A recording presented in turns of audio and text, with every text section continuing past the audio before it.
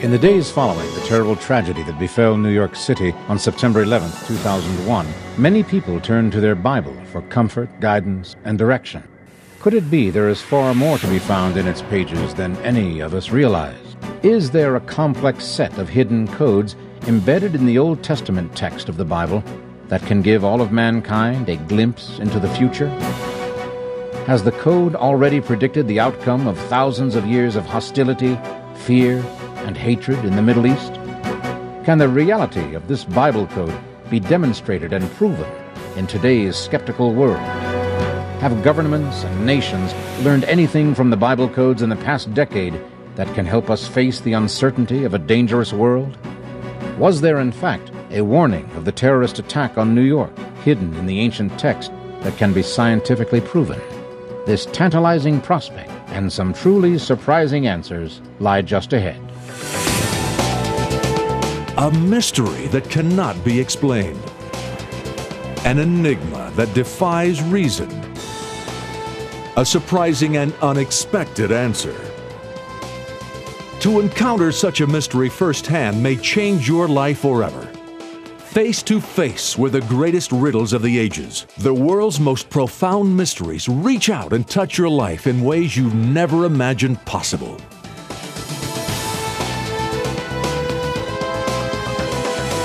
Extreme Mysteries. Extreme Mysteries.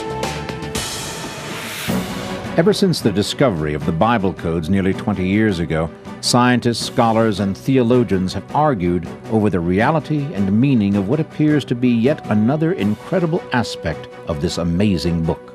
Names, places, and events are mentioned that reach even into modern times. How could this be? If the codes are, in fact, real, does it mean we have a platform from which to view our own future? Words and phrases relating to modern events appear to have been discovered hidden beneath the surface text of the Bible. Over the past 2 decades, the question has become, does this code reveal the future? After nearly 10 years of study, researchers are still unsure. Every major event in world history, every major figure in world history appears to be encoded in the Bible.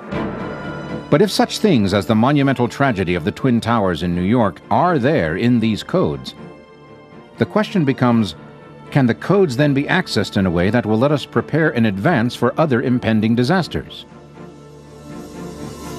The fact is, some future events have been found, but the results of those discoveries and whether or not other events can or even should be sought is the subject of a lively debate, a debate that began about 4,000 years ago.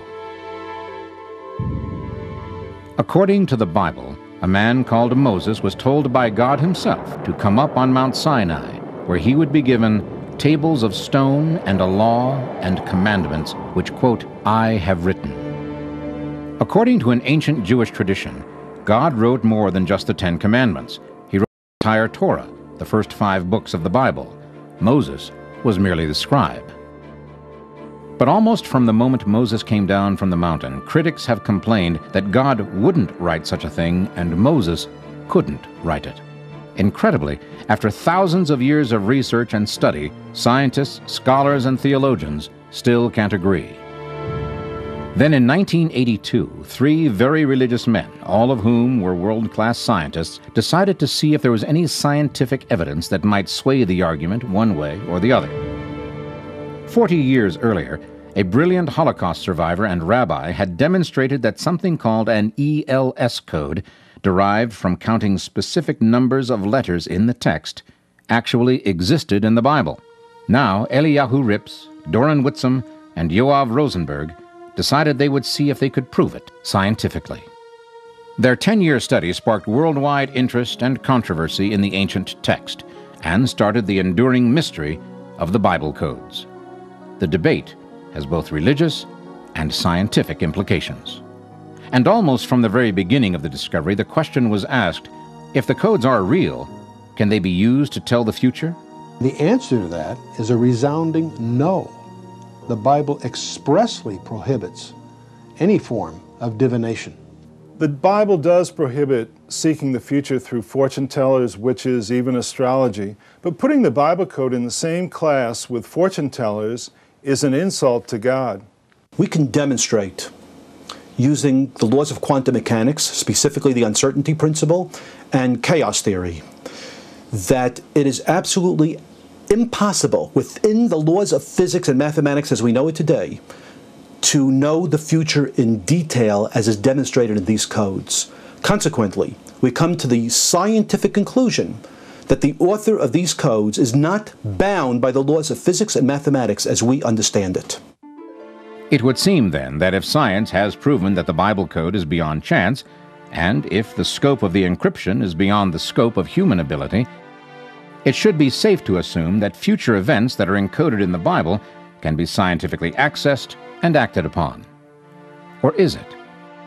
When going into the future, we have to guess at the words because the event hasn't happened yet. We don't know what it is.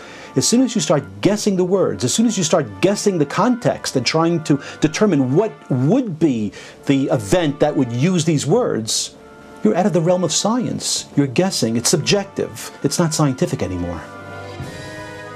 If that's the case, the Bible code phenomenon presents researchers, scientists, theologians, Christians, and Jews with the unnerving paradox that while the Bible code clearly foretells events far into the future, that future is still closed to us even though the book is in our hands.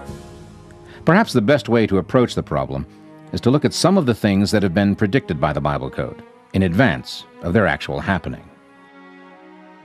In 1990, the city of Tel Aviv in Israel was a city gripped by fear. The Iraqi dictator Saddam Hussein had threatened to send Scud missiles into Israel in retaliation for coalition attacks on Iraqi forces in Kuwait. The question was not if, but when he would launch the missiles. If the government of Israel could only know when the attack would come, they could better prepare their citizens. As it was, all they could do was tell the people to be ready for anything, 24 hours a day, 7 days a week. Terror of the unknown engulfed the city of Tel Aviv. Meanwhile, in Jerusalem, 3 Israeli scientists, Eliyahu Rips, Doron Whitsam, and Yoav Rosenberg, were poring over data from their amazing new discovery. They had told the government they might be able to pinpoint the exact date of the missile attack using computers and the Bible. Israeli officials were skeptical, but the conditions in Tel Aviv and other border communities were unbearable. The Mossad, Israel's intelligence agency, provided the scientists with the 3 dates they thought the attack would most likely occur, and the scientists went to work. They believed they had discovered a mathematically precise system of encoded messages which had to do with the Gulf War. Now they would have to demonstrate the validity of their discovery under the most crucial circumstances. They were looking for something thought to be impossible, something specific, a date and an event still somewhere in the future. Could it be that somehow the precise date of what could be Israel's darkest hour was foreshadowed nearly 4,000 years ago in the pages of the Bible? The computer found all 3 dates the Mossad had given the scientists, but the most prominent was the 3rd Shavat. And on January 18th, 1991, the 3rd Shavat on the Jewish calendar, the first Scud missiles were launched from Iraq upon the citizens of Tel Aviv. Today, the Israeli government refuses to confirm that a team of research scientists pinpointed the exact date by means of the Bible code, but they don't deny it either. In another instance, made famous in a book by a writer and former journalist, Michael Drosnin, the Bible code anticipated by almost a year the assassination of then Israeli Prime Minister Yitzhak Rabin. Drosnin had become aware of the code's research being done by Rips and his colleagues and had followed it carefully for years.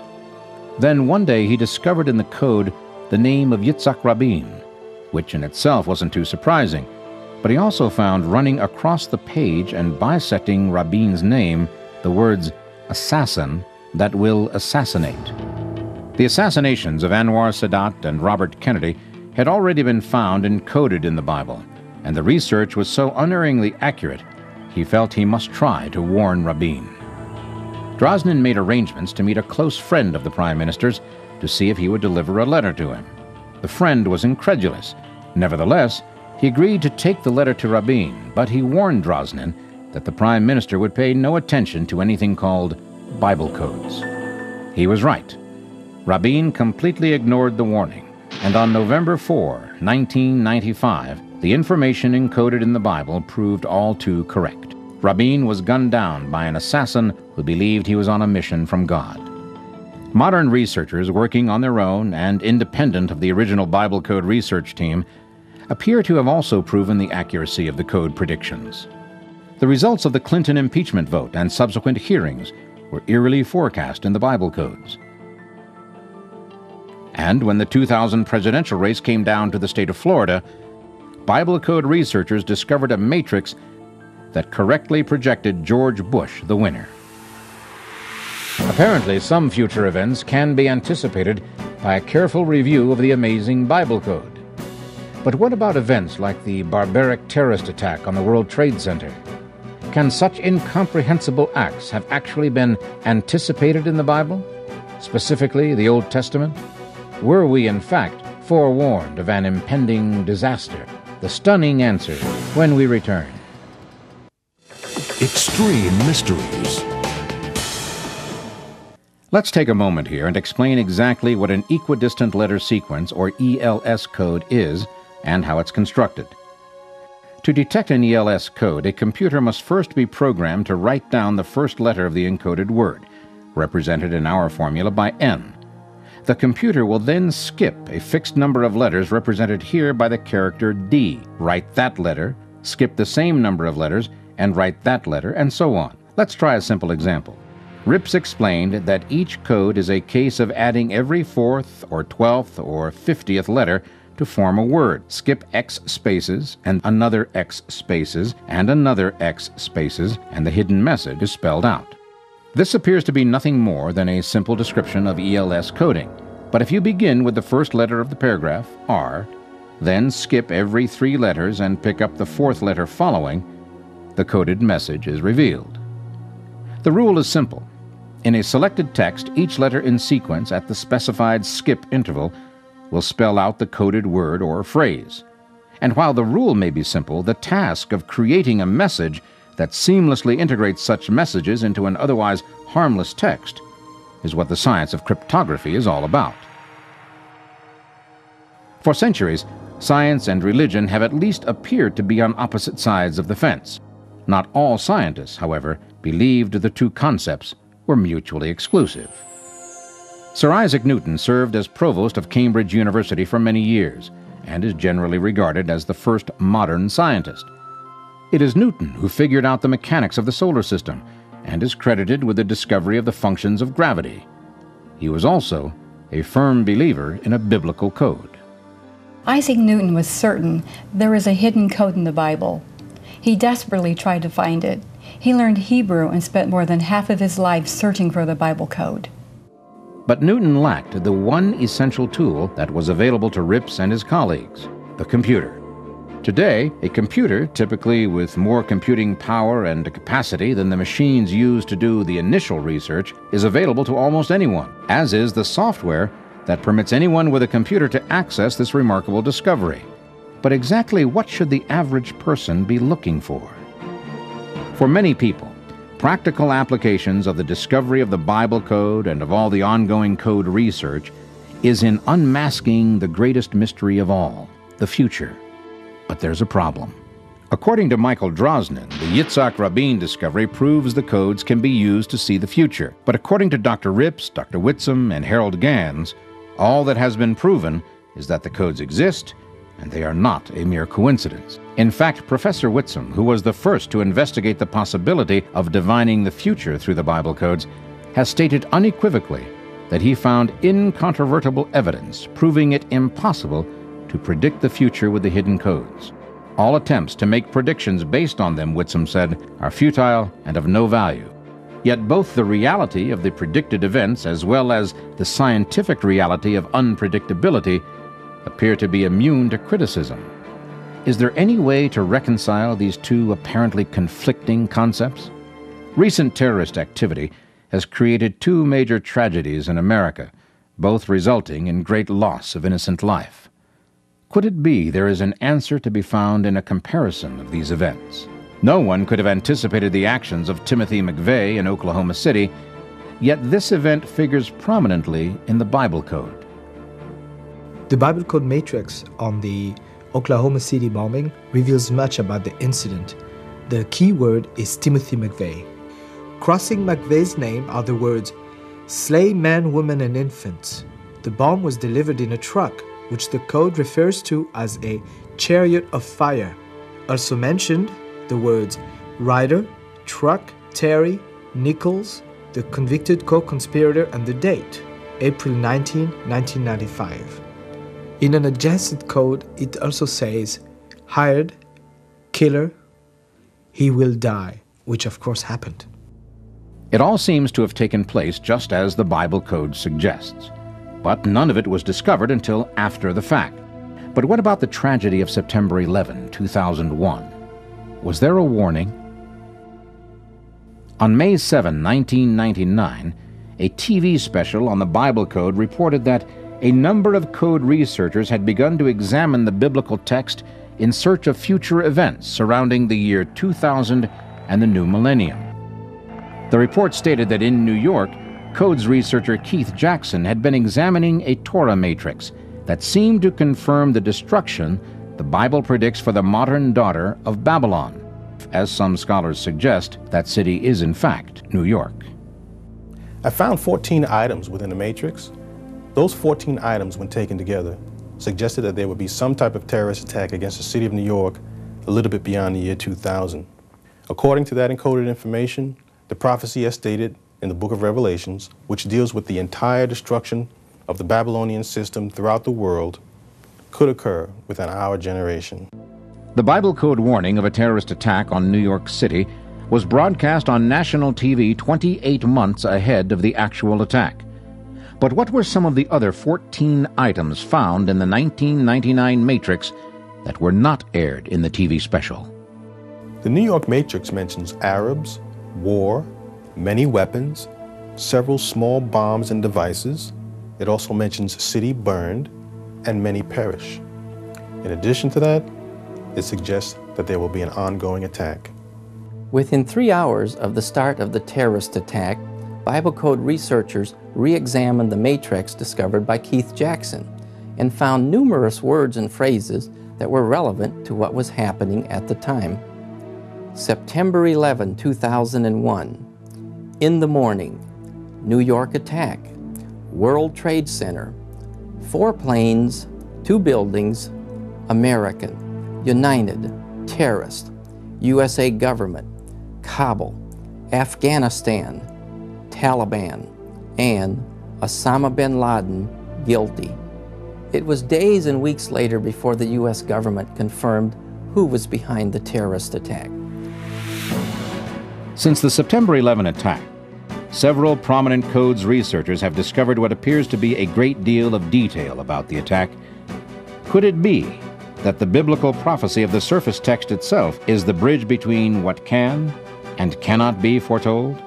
Are there some things researchers not only can, but should be looking for? Following the events of 9/11, many Bible Code researchers began examining the Torah in greater depth, seeking to not only confirm the validity of the Bible Code itself, but to see if there were, in fact, clues to what might happen next. The name Osama bin Laden appears only once in the whole Bible. It is the middle code in the matrix. Also mentioned are the names of countries and heads of state that might have been involved in the attack, such as Libya, Iraq, and Lebanon, and also the names Gaddafi and Saddam Hussein. What is so surprising here is that much of this information concerning other countries and heads of state involved in the attack seems to have been kept secret by the US government. Given the speed and comprehensive character of current Bible Code software, it's not too surprising that at least one matrix was explored within 3 hours of the attack. Is it possible that the very enormity of the attack has challenged software designers to lift Bible Code research to a new level? The World Trade Center matrix is far more advanced than other code matrices. It now has 30 terms that are complete sentences, which is something entirely new in codes research. The statistical odds of this information occurring is only 1 chance in 10 to the 340th power, the number 1 followed by 340 zeros. What's more, these sentences can actually point us in entirely new directions. For example, in the book of Numbers we find, she utters words, Bin Laden is in me, and behold, he committed crimes, where she probably refers to the USA. Also in the book of Numbers, this sentence appears, he will do again in year 5762, where you will cry out, the male. In the Jewish calendar, the year 5762 began on September 18, 2001. The significance became all too clear when anthrax letters began appearing through the mail. Other codes researchers are also finding longer, more complex information in the Bible code as a result of the World Trade Center attack. The 9/11 terrorist attack cluster continues to grow as a very tight cluster of codes beneath Ezekiel 7. The focal code of this cluster is an unusually lengthy ELS of 28 letters, with a very short skip of only 15 letters. It reads, New York, they accompany the unfortunate who are stricken in it. The worshipers are gathering around God.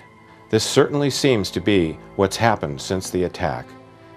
But its length, location in the text, and brevity of skip make it one of the most significant Bible codes ever discovered.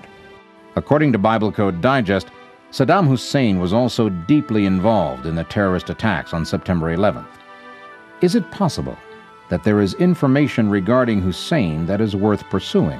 Another of the longer code discoveries suggests that Saddam Hussein is suffering from a terminal illness that may soon end his reign. Specifically, the coded message reads, The rest of my severe illness is spreading, Saddam, as if from a missile made for you. Where is he, or who is the tyrant? This message is 33 letters long and has a very short skip of 87 letters. This makes it particularly significant and something that our government and intelligence agencies should be interested in. All of this is intriguing, of course, but critics still insist that codes similar to those found in the Bible can be found in any book. What are the odds that the Saddam Hussein code, for example, could occur by random chance? It's true that many single words or short codes might be found in any book, particularly if extremely long skips are allowed. However, the odds of finding a code as long as this about Saddam Hussein are less than 1 in a billion. And in fact, if we consider the entire terrorist attack cluster in Ezekiel, it is impossible that such an extensive cluster could be due to random chance.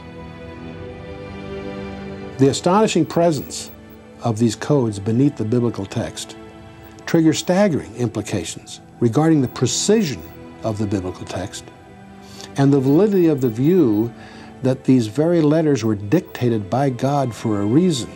If we deny the codes, we lose its blessings. We have the first scientific evidence we have ever had that we're not alone, because no human being put this code into the Bible. Some intelligence, very different than our own, one that could see across time, encoded the Bible 3,000 years ago with accurate information about today's world and perhaps tomorrow's. This changes everything. According to the mathematicians and scientists, there is theoretically no limit to what could be learned from the information that might be encoded. There could be 10 or 20 billion combinations, more than anyone could ever count. And that is only at the first and crudest level of the Bible code, a level that is already being expanded. Was this hidden text sealed up in a sort of time lock that could only be opened with the invention of computers? More importantly, can this amazing discovery ultimately make the world a safer place? Or is it just a curiosity of numbers and of language?